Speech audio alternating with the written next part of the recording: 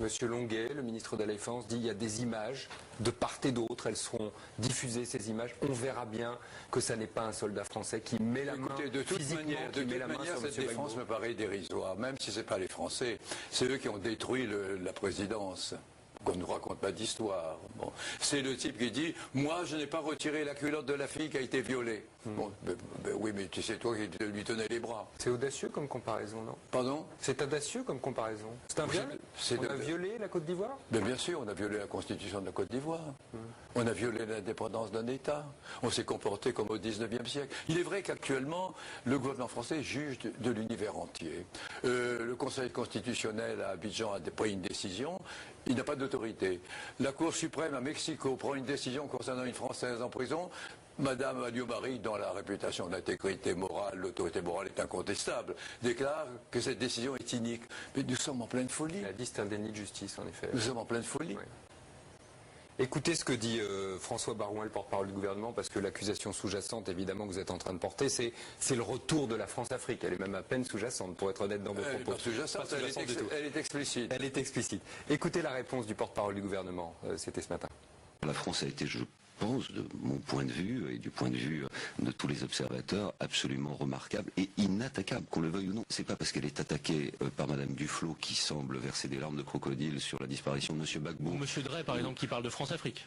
Mais c'est inacceptable. C'est un peu procéder à une méthode de crachat vertical et ça retombe sur l'image de son propre pays. La France a souhaité le processus démocratique.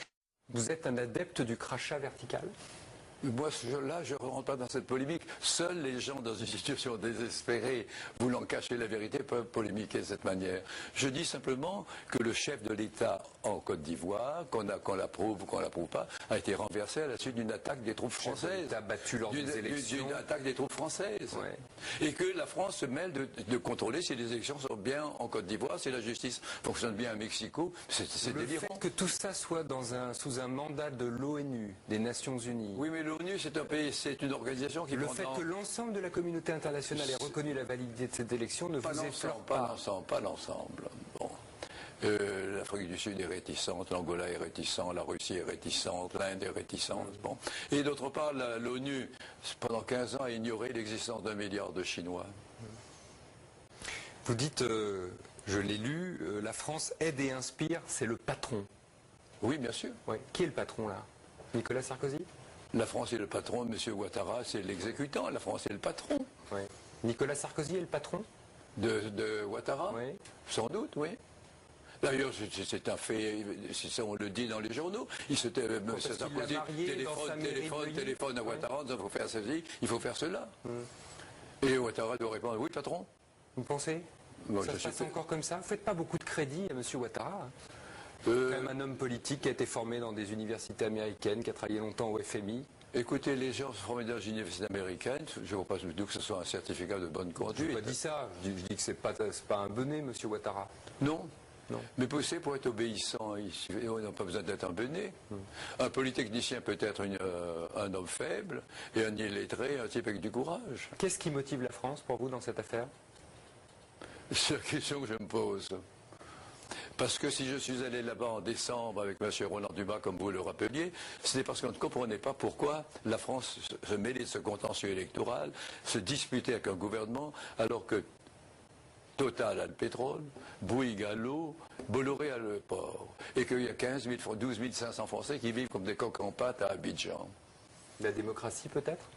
Vous croyez que la France se bat pour la démocratie? Alors pourquoi elle ne va pas à Bahreïn, où on tue les chiites?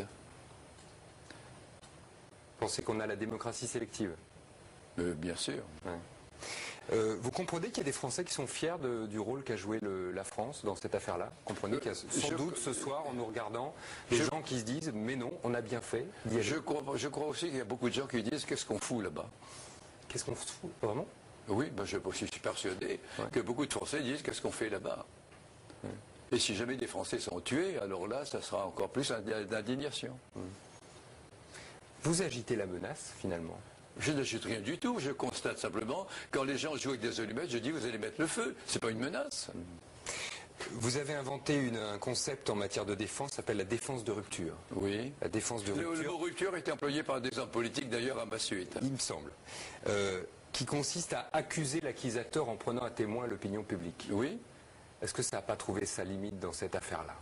je ne crois pas. Est-ce que vous pourrez continuer Écoutez, comme ça à je régler ne vos crois affaires pas, avec parce la que quand France? vous voyez, monsieur, en Tunisie, le gouvernement a été renversé par une marée populaire. Malgré l'aide que Mme Alliot-Marie, que la France, l'aide policière proposait à M. Ben Ali. En Égypte, le gouvernement a été renversé par une marée populaire. Il n'y a pas de marée populaire pour porter M. Ouattara au pouvoir. C'est une armée équipée par l'étranger, la France, conseillée par des conseillers français.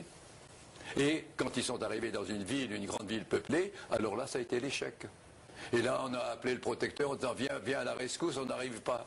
On ne vous fera pas changer d'avis. Merci d'avoir été notre invité, Jacques Vergès. Merci d'avoir été avec nous aujourd'hui. Tout de suite, vous retrouvez Yves Calvi pour C'est dans l'air, une affaire qui vous passionnera également, Renault et les espions imaginaires.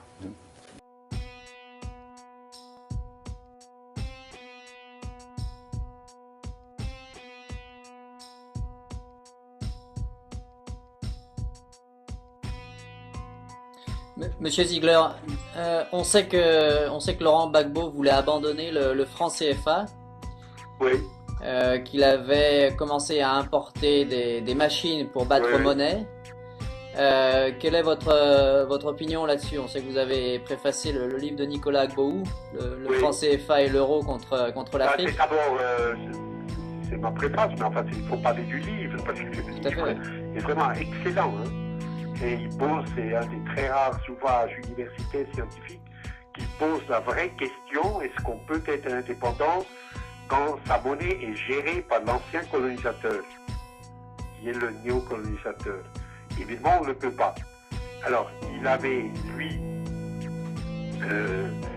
essayé de sortir de la zone CFA. Les résistances étaient beaucoup trop violentes, puisqu'il y a cette banque transnationale des pays de la CEDEAO, qui a un grand pouvoir de nuisance. Il a abandonné. Mais je voulais donner un autre exemple.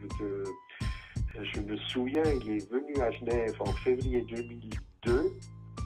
Laurent Gbagbo était à Genève, relativement incognito, enfin c'était un voyage pas du tout officiel.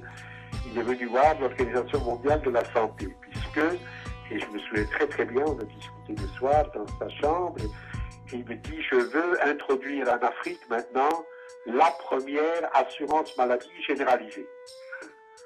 Puisqu'il y a le sida, puisqu'il y a les maladies de la faim, puisqu'il y a le non-mal, etc. Il faut que nous créions, il était au pouvoir depuis deux ans, que nous créions une assurance maladie généralisée.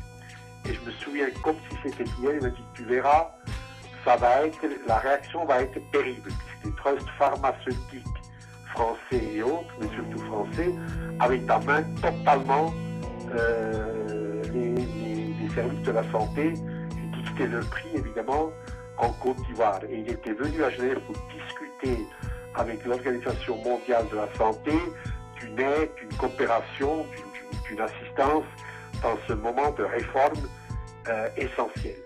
Et en effet, ça c'était février 2002, quelques mois après, comme par miracle, tentative du coup d'État qui aurait presque réussi, mais qui a abouti en tout cas à la partition de fait du pays, quand même, et qui a rendu impossible toutes les réformes, un pays divisé où la souveraineté est contestée de l'intérieur même, qui a rendu pratiquement impossible toutes les réformes fondamentales bénéfiques que Laurent Gbagbo s'était proposé d'entreprendre. Je trouve très bien ce que vous faites parce que la machine idéologique sarkozyste a complètement perverti la réalité, l'a médiatisé d'une façon totalement pervertie. C'est incroyable comme manipulation. C'est une insulte pour la raison.